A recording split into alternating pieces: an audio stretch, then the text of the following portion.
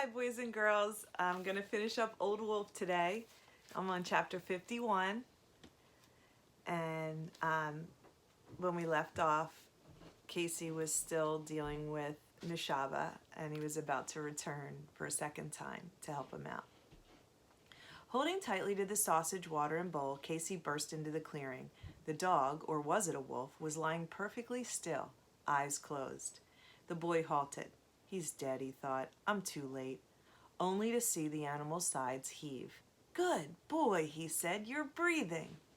He went forward a few steps.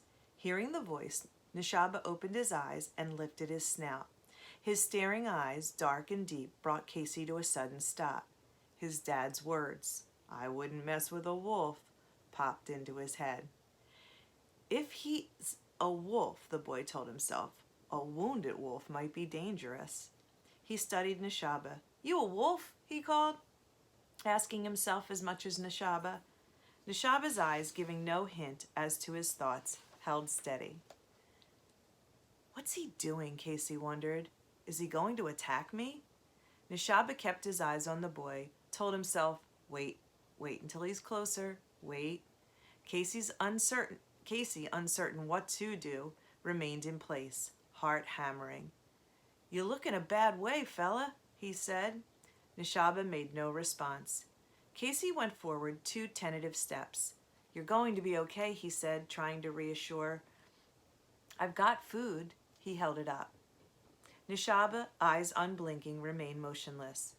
Is it okay that I help you? Asked Casey, wishing the animal would give some hint as to what he might do. He doesn't seem dangerous, Casey told himself. There was no movement from Nishaba. Just want to be your friend, Casey offered. He took another step forward, even as he prepared to jump back if the wolf did anything threatening. Nishaba remained still, eyes steady. Closer now, Casey stretched out his hand. It was trembling with the sausages.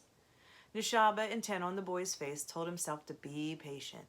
Wait until he's nearer. Crouching, Casey tossed the meat so it landed in front of Nishaba's nose.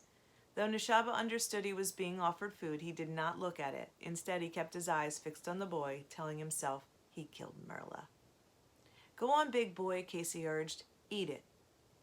It's good for you. The smell of food was too enticing.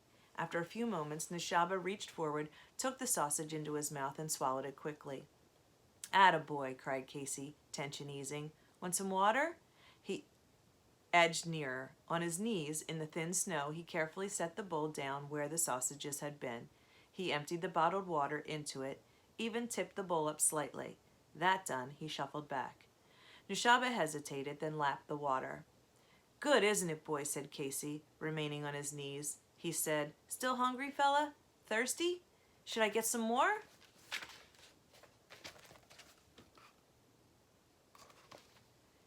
Nishaba started trying to make sense of the human. Was he being kind like Merla, or was he going to kill him? Casey took the tube of ointment out of his back pocket and held it up. If you'd let me put some of this stuff on your paw, big guy, it might help. He unscrewed the cap and held it up as if the wolf might make sense of it. When the wolf made no response, Casey, feeling increasingly sure of himself, shuffled forward on his knees. He stretched towards Nishaba's paw. Nishaba kept his eyes on the human face. The wolf gave no reaction.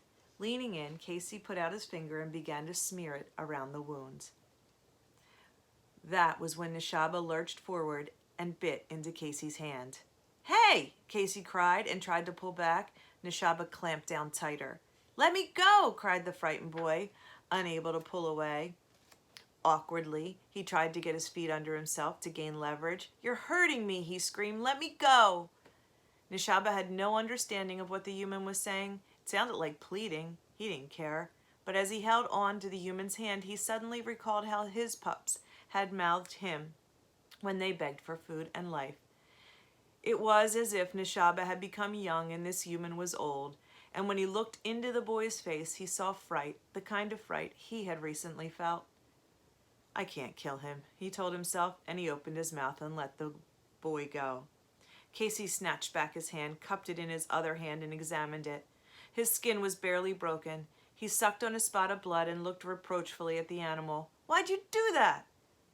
he cried, tears coming from hurt and shock.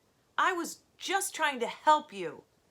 Nishaba put his head down between his paws, but he continued to stare at the boy. Casey's hurt subsided. "My fault," he said. "Guess that stuff stung a bit. Sorry, just trying to help."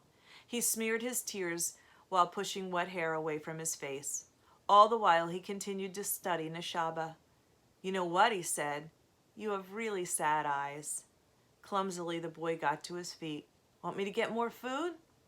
Nishaba made no response. "Be right back," said Casey, and he started to run. Chapter 52.